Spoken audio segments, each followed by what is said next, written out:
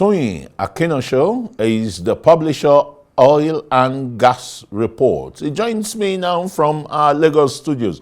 Hello, Toyin. Thanks so very much for joining us on Newsnight. This is one big controversy on NNPC that claims to be solvent, to be making profits, in the last 1 decade, is now insolvent. Toyin? Good evening, everybody. Good evening, Nigerians. Thank you very much for having me. You sounded a little bit, your statement sounds itself controversial. Insolvent over a period of a decade. I don't know that. I'm not going to characterize it like that, but I share your concern that most Nigerians actually genuinely feel that NNPC is punching below its weight. So whenever we hear news like this, it's something that everybody wants to sit up and have a conversation around. But I will say that if you declare, the declaration of a profit is a period thing. When you declare profit, you're declaring profit in a time space. You declare profit from January 2024 to to December 2024. You don't declare profit over a decade, or as you put it. So if NNPC is declaring profit, it's because quantum of money that was generated was much larger than the quantum of money that flowed out. It doesn't, you can always be indebted and still declare profit. That's the way business works. Business works on debt, but this is not to cut the slack for NNPC.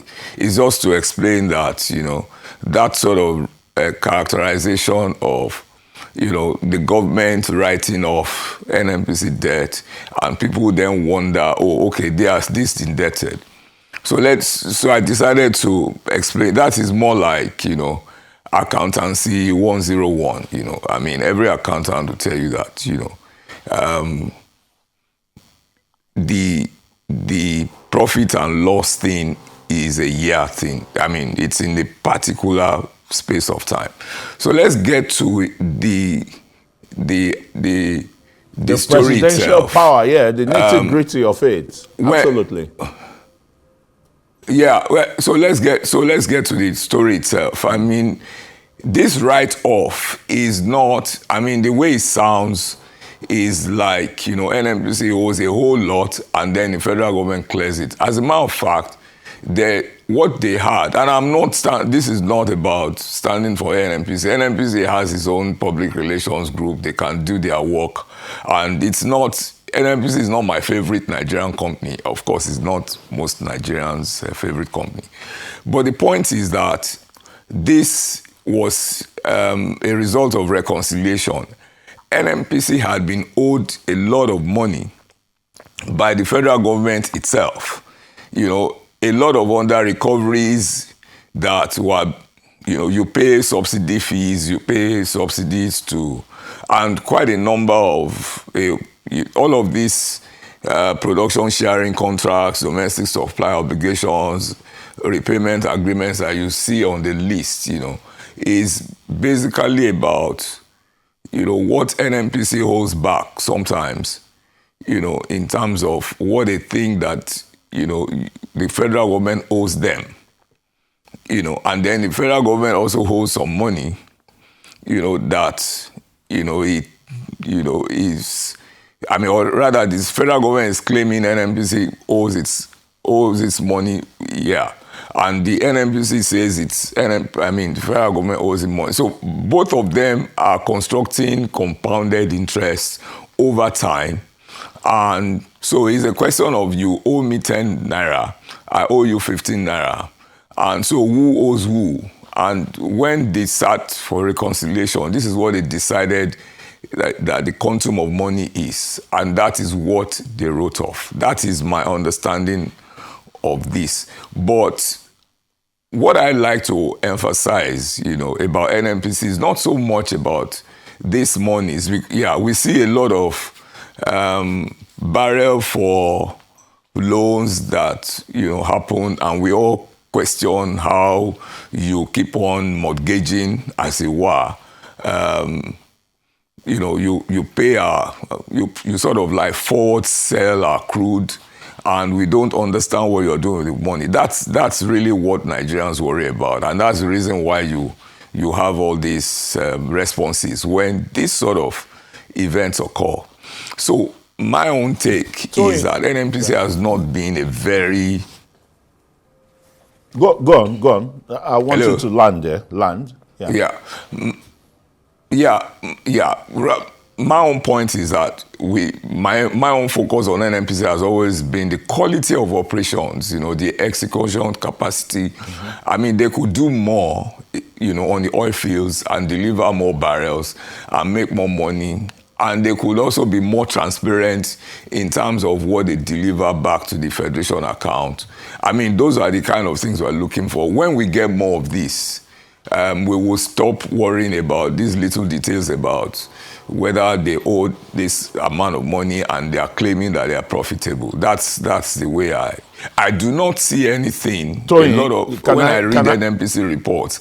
Yeah, Tony, let me come in here now. Go ahead. You've tried to establish, the basic accounting principles, profit, whether on paper, profits can just be on paper with a lot of debt obligations around it.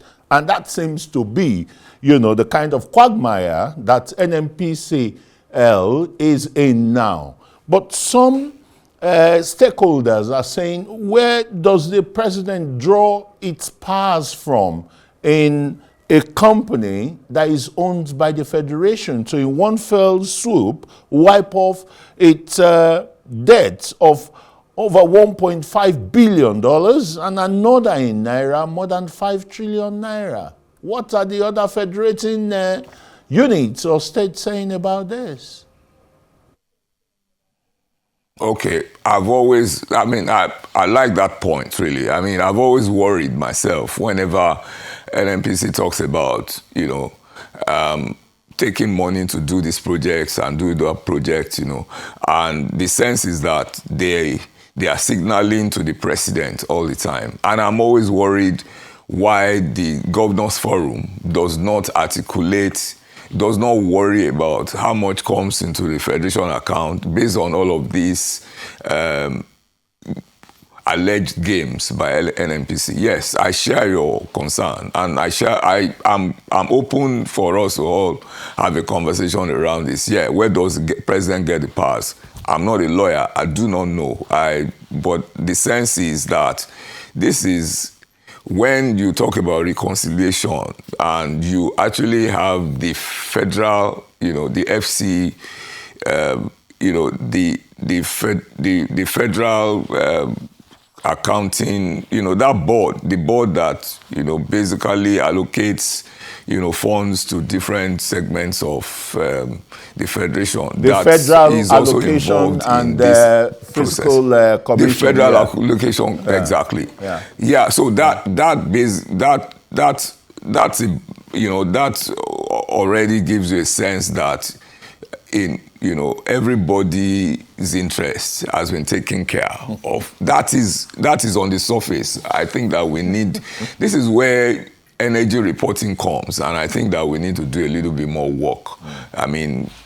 On this. Thank you. Now, let's look at, on the front page of our sister publication this day is NNPC wanting to divest some of his assets and the rest, Is it going to put it on the path of, profitability like Aramco and, other big oil corporations in Saudi Arabia, in Brazil, and even Venezuela?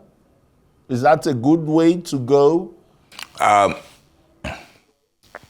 Okay, again, this is about comparing oranges with apples. You know that Aramcos of this world, they are properly structured, and they've been running something close to corporate governance of in the way that NNPC hasn't been run for a while. So just merely selling selling off your equity does not necessarily translate to being a properly run company. We haven't determined 8 years into Mr. Bayo Julari's CEO-ship of the NNPC. We haven't determined what he can do. I mean, he came in in a wave of, cheers. Everybody was excited that, an ex-Shell MD is, so we're all waiting that, in the next 1 year that he will prove his mettle. And I'm looking at it from the point of view of oil field operations, execution capacity, what NNPC can deliver in terms of structuring itself, in terms of being a proper profit and loss company, in terms of transparent, accounting that we can all see, and we don't debate in this way that we're debating it. So if NNPC can improve, its engagement with the public in terms of what it is doing operationally, and we can have a clear line of sight to value, then I will say that this planned sell down will take us to somewhere. One example, for example, is that Mr. Ojulari talks a lot about the AKK pipeline, and I heard him say something like, for many years, AKK pipelines, we just broke grounds for AKK pipeline in the last 4 to 5 years. It's not something that we've been constructing forever, but we've been constructing the OB3 pipeline forever, and we haven't solved that River Niger, crossing in the OB3, which is a far more valuable pipeline, because there's a market. There's a market, a clear market. There's really not a clear market in the north. We agree that we should. We tend to say that once you have the pipeline, that the gas, that the market industrialization would be accelerated. In the West, yeah, exactly. But for OB3, there's a market already waiting, and that market, is locked up. Because OB3 hasn't been delivered for 12 years. So there are a lot of exactly, but he doesn't talk about those things. Well, Tony, a lot of issues really to interrogate. When it concerns NNPCL. The refineries, for example, are still comatose. They've never really worked. And the Nigerian public know the billions of dollars that have been expended on it. But I'm sure we're going to find time again to bring you on the show or any of the shows, to expand more on this discourse. Toyin Akinosho is the publisher, Oil and Gas. Thanks so very much for joining us on Newsnight. Thank you for having me. Thank you.